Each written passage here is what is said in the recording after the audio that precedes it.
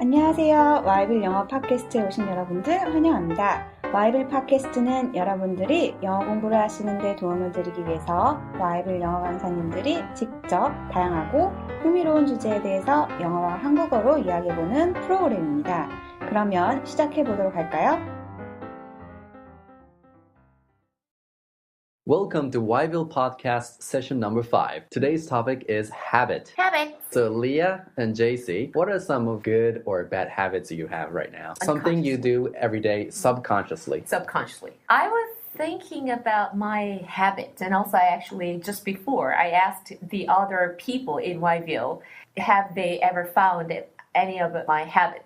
I realized that I rub my eye. You rub your eyes? Yes, all the time.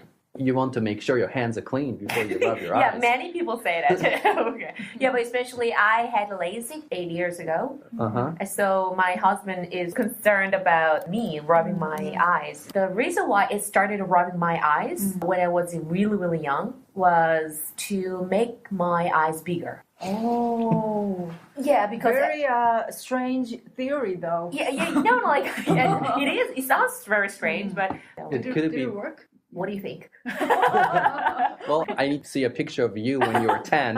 Then I can tell you whether your eyes got bigger or not. But that's an interesting habit you formed when you were young. You rub your eyes so that it becomes bigger. Yes. Living in Korea, I've also seen some interesting things Korean ladies do to their faces. Okay. For example, I've seen Korean ladies with this plastic... It's like it has a grip, and then it has some rollers, and then they use that to make the V-line, and I guess it's supposed to make their face look smaller. Yeah, I've seen girls do that in public. Really? What it's called? Do you know what it's called? I don't know the name of it. Maybe just roller? It's a roller thing for your face. Yes. It looks like a V. Does it work? I think it's just make your cheek like a jawline a little bit sharper. Red. I don't know how it works. Maybe you should have a surgery. I don't think it works. But I don't think it makes your jaw more thing. Maybe emotional thing. Let's try. So to see, like in a month. It's interesting. You will have.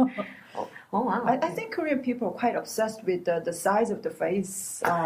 The foreigners, they don't really, maybe they have small faces, that's right, but they don't really talk about the size of the face or the head or anything like that. And that's one of an interesting thing. Like, that's something that a foreigner would be surprised when they come to Korea. They come to Korea, they take a picture with other Korean girls, and then they would say, oh, you have such a small face.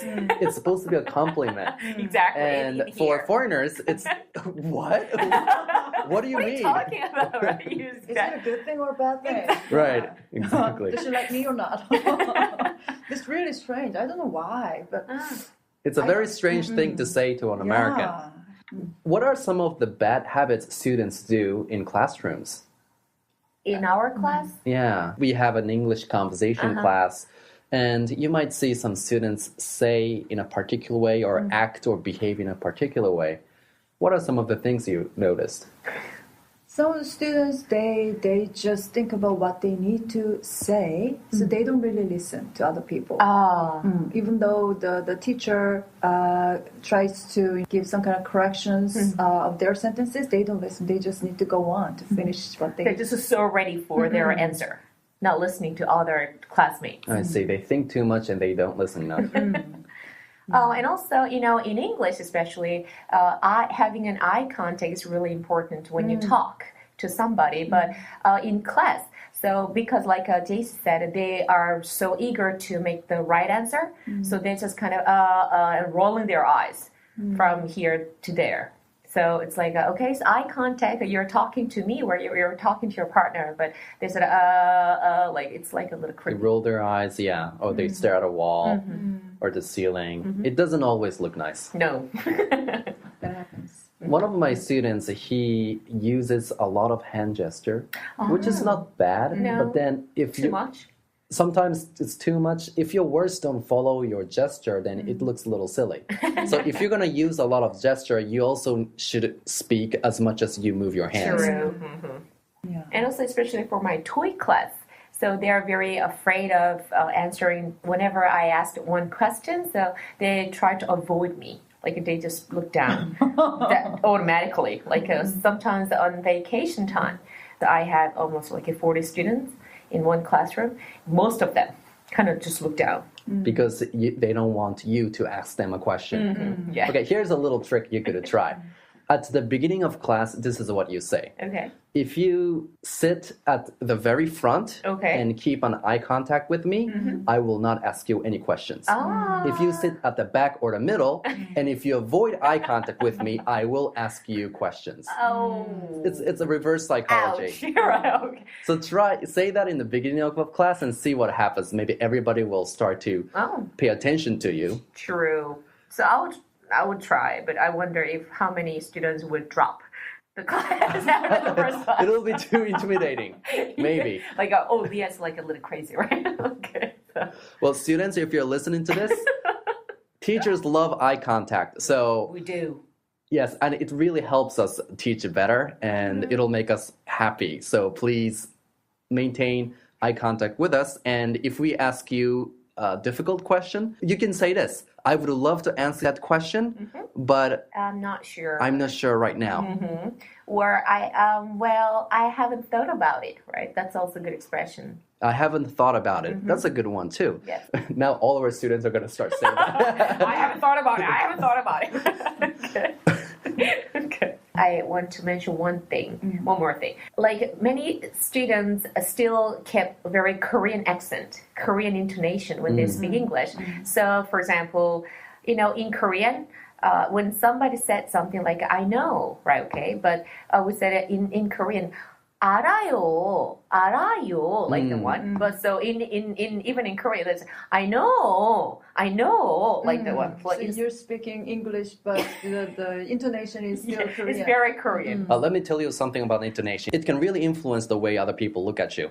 For example, if you go to 현대백화점 문화 center, and then the ladies at the information desk, when you leave the place, they usually go, 감사합니다, right? The pitch goes up toward the end of the sentence. Same thing when you go to banks or whatever, or any places, a service place with women. True. 감사합니다. So when students say that in English, they also say, thank you, thank you. I can't do it. Thank you. It sounds like you're making fun of the other person. Yeah, like being sarcastic. You're being sarcastic. 뭔가 비꼬는 것 같은 느낌. 비꼬는 느낌. So you want to be careful. If you use the same inflection in English as you do in Korean, then you can have a wrong impression on the other person. So when you want to say thank you to your teacher, just say thank you, simply. Or thank you. Or thank you. Yeah. Not thank you. Oh, I remember one thing. Whenever I ask students, how are you, everybody? Fine, thank you, and you? Oh, that's and it goes on and on and on. Fine, thank you, and you. So I said, fine, thank you, and you, and again and again. And I heard, the Korean people are so, used to saying, fine, thank you, and you. So even though they had a, car accident or something, they would say like, if doctor said, how are you? I'm fine, thank you, and you. Yeah. So that's quite strange habit. That's an interesting point. Well, when someone asks you that question, and if it's someone that you know very well, like your teacher or a friend, it's okay to be personal. Yeah. So, how are you? Oh, I'm not feeling really well. I woke up late this morning. Sure. It's okay to give a little bit of a personal information when someone asks you that question. Yeah, try to say something other than, I'm fine, thank you, and you. Okay. Let's talk about making and breaking a habit. From your experience, have you tried to make a new habit? Going to the gym more often? Or trying to quit smoking? Trying to quit drinking? Or trying to study Chinese? Did you try to make a new habit or break a new habit? I try not to drink coffee a lot, but it was very difficult for me. Not drinking coffee. Not only for you, for everybody. Because I feel sleepy all the time and I can't really focus on anything, so I kind of failed. So I try to drink not really strong coffee nowadays, but it doesn't work. Do you usually go to a coffee shop or do you drink at home? I usually bring some instant coffees and I just bring my cup and I drink it, make it my own coffee here because I don't really like strong coffee and it's cheaper though also. And it's only to wake up? I think I enjoy the taste of it also. You enjoy the taste? Yeah, but not really awake. at the moment, so I really want to drink coffee, and it was quite difficult for me to. Yeah, you know what? In terms of coffee, I think these days many people, including me, have a habit of going to Starbucks very regularly, even though I don't need coffee. But after lunch, for example, I feel like I need to go to Starbucks and to get a cup of coffee or something. I know many people like that. Yeah, after lunch, after dinner, coffee. Yeah, so sometimes I'm really full after lunch, but I just still, again, just exactly feel like you wanted to go there or just drop by. Kind of closure. You kind of need a closure with sweet stuff or coffee or something. Right. And I think I'm a sugar addict, so You are? not a day goes by without having a candy or chocolate or anything sweet. Yeah, so how about you guys? Leah, do you think it's a problem for you that you drink coffee after each meal? Or you have all the money in the world to spend on coffee? Well, that's one of my concerns, right? So, yes, you know what? Last month, I kind of counted how many cups of coffee I had and also how much money I spent on Starbucks, actually. Wow. And it was like over $120. Sometimes, yes, it could be really big money. It could be really kind of not that big money. But if I would do the other things, like a more constructive things too. For example, like sign up for a gym or just taking another class with the money, I think. So I'm trying to cut off, but it's not easy. What about you, Josh? Do you like coffee? No, actually, I'm not a coffee drinker. Oh yeah, I drink tea. The reason I go to coffee shop is so that I can concentrate and write or work on my stuff. Okay. But as far as urges are concerned, I'm not a coffee drinker. I don't really feel any need or urge to drink coffee. Good for you. One of the habits that I made recently is I started eating breakfast. And in order to start eating breakfast, I started very small. So I would buy a box of apples. Okay. And then I would just like wake up, grab an apple, and walk out the door and eat my apple on my way to the bus. Or sometimes I would buy a bundle of spinach and 시금치. Finish on the street? No, and like to cook something. no, I don't cook. I don't cook them at first. Okay. I eat them raw. Yeah. On my way to going to a bus stop or to the subway train station. And the reason exactly with that sound, I make that sound. And the reason I did that is because I'm trying to learn a new behavior. Okay. And I know it's not going to be easy in the beginning, so I wanted to make sure that it's super, super easy. Okay. So as I started eating spinach raw, and then people are like looking at me. Weird. Now I actually spend more time in the morning to prepare my breakfast. So now I boil eggs, now I boil spinach. That's good. But I wouldn't be able to do that in the beginning if I didn't start very easy with apples and raw spinach. Oh, okay. So what kind of drive do you have to go on?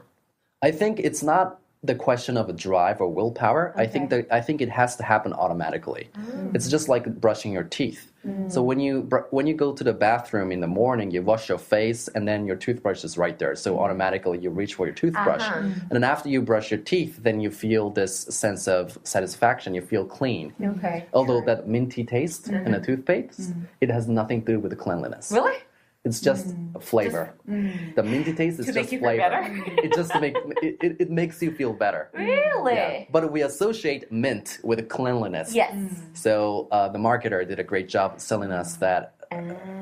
I just want to talk about breaking my bad habit. So I remember I used to like a curl or just like a touch my hair all the time. And you play with your hair all the time. Yeah, play with my hair. Yeah, that looks very unprofessional. Yes, true. But I realized that not only like looking stupid, unprofessional, but also my hair got really damaged. So I decided to quit it. For a month, I just decided to tie my hair.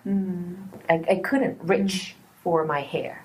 So yes, I think I still have urge to do sometimes. But yes, I kind of broke it. Do you touch your hair when you're bored or when you're thinking? I don't think so.